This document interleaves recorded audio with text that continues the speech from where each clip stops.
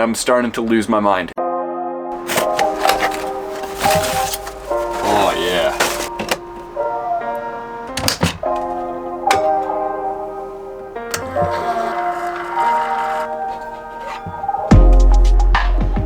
This Keurig Mini right here was a gift from one of you guys, a subscriber, Howard. Thank you so much, man. I really appreciate this gift, and you also got me the K-Cups and the Swiss Miss. I really appreciate it. I actually was gonna get a Keurig or like a Mr. Coffee Mini, like one of the small coffee pots, because I don't like AeroPress coffee. There's a lot of people out there that love pressed coffee, but I've just never been a fan of it. I can't get behind it. Thank you so much, Howard. I really appreciate the really generous gift and the kind words you wrote. And all of you guys who do watch my videos every week, I really do appreciate each and every single one of you. I know things have been weird, and that's what we're gonna talk about in this week's video, because we're still here in my parents' driveway. This week I actually had planned to go on a trip, the first trip in the bus, the maiden voyage. In order to do that, I would have had to have my diesel heater working, and I was expecting it to be working this week, but it's not working. So as you guys know, I've been struggling with these Chinese diesel heaters. Here, let me show you real quick. Get my flashlight. This thing right here, I've been struggling getting this thing to work. I hate it. This thing sucks. It's a direct knockoff of like the actual name brand ones. However, these are $130. The name brand ones are like $1,200 to $1,500. So it's a really cheap alternative. And I don't have $1,500 to spend on a heater. So it runs really well. It actually, I left it on for like a 24-hour period, and I got the temperature in here on like a 28-degree day up to 85 degrees Fahrenheit, which is insane. I never thought the inside of my bus would be 85 degrees Fahrenheit in the middle of winter. But the problem I'm having with it is every time I turn it on, the whole bus fills up with this haze, and obviously you don't want that. That's not good. I have a propane reader here, I have carbon monoxide readers, and I also got a CO2 reader, a carbon dioxide reader, and none of them are going off. I mean, obviously the propane won't, because it's nothing to do with propane. Just wanted to say that because I know there were some concerns last week. I do have a propane detector down here. Yeah, all the levels are safe. But you don't want to be sleeping in here with haze, because you never know. Things could go south real quick with that. My brother has been troubleshooting everything and trying to figure out what's wrong. We've sealed up all of the holes that could possibly have exhaust coming out underneath. We've sealed up everything that we possibly could that has anything to do with exhaust. He has a smoke machine. He blew smoke up through the exhaust pipe to see if there were any holes within the actual heater itself. He discovered that there was smoke coming out where the glow plug sits, so he replaced the glow plug in the seal, and that solved that problem. However, there's still haze in the bus, so we don't know what's going on. There are honestly so many different moving parts that we're trying to figure out, and there's so many different things it could be. It could be that the floor of the bus itself is like too rusty and porous, even though it did pass inspection, and exhaust is somehow leaking out underneath and coming up through the floor. It could be that the heater is broken itself and it's just a bad heater, which I bought a new heater. The UPS guy's right here, right now. So we have a new heater to test out. So hopefully this weekend we can drop the new one in and see if that works, and do a couple other different modifications to try to make this problem go away. Because once this problem goes away, I can actually take this bus somewhere and we can hit the road and enjoy what the last, year and a half, year and 7 months have been now. I still have yet to enjoy it, and I'm starting to lose my mind, and that's kind of what I want to talk about. Now that I've explained some of my frustrations, let's go in depth a little bit so you guys can get an inside look of where we're at.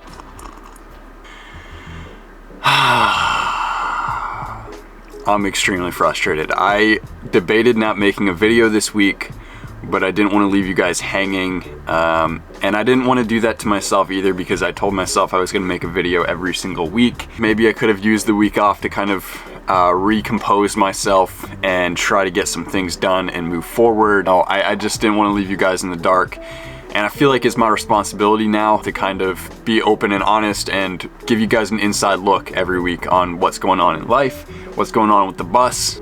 Where am I going with this? I don't know, man. My spirits are at an all-time low right now. Probably about the same as when I didn't get to go to Colorado in September because the bus wasn't done and it didn't have all the mechanical issues worked out. I didn't really show too much of how down I was about that in September, but I was very down about not being able to go, and I'm kind of back to that point because I feel like I don't know what to do. It's super cold outside.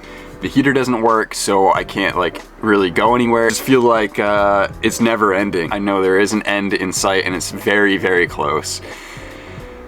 But it makes you feel like it's never ending when it's just one thing after another and nothing ever works, and you get set back by, now we're at what, 5 months of setback, and it's like, oh my God, why?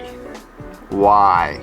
I know it's frustrating for you guys, the viewers, the people who subscribe and support me every week. I know it's hard for you guys to watch this dumpster fire of a project. If you're supporting me through all of this, I really appreciate your support, because I don't know if I'd support me anymore, to be honest. I know it's just week after week of like, oh, we're gonna be on the road next week, and then the next week it's like, well, we didn't make it on the road this week. That's one of the big reasons why I almost took the week off, because I feel like I'm just making trash content every single week. Last week's video, I personally really did like, where I had Leah do all of the rest of the work in here that really needed to be done. But with the exception of that video, I just feel like I've been putting out the same kind of video every week. Viewership is obviously quite down from where it was. The way that the channel's growing is quite declined from how it was growing, and I know people are losing interest, but I completely understand why people would lose interest. As you guys know, with Before I Die, my clothing brand, and kind of how I said I want my content to move, you guys probably have realized by now that my head is just kind of always in the clouds. I'm a big dreamer, I have lofty goals, and that's kind of just who I am as a person. And I think when you're like that,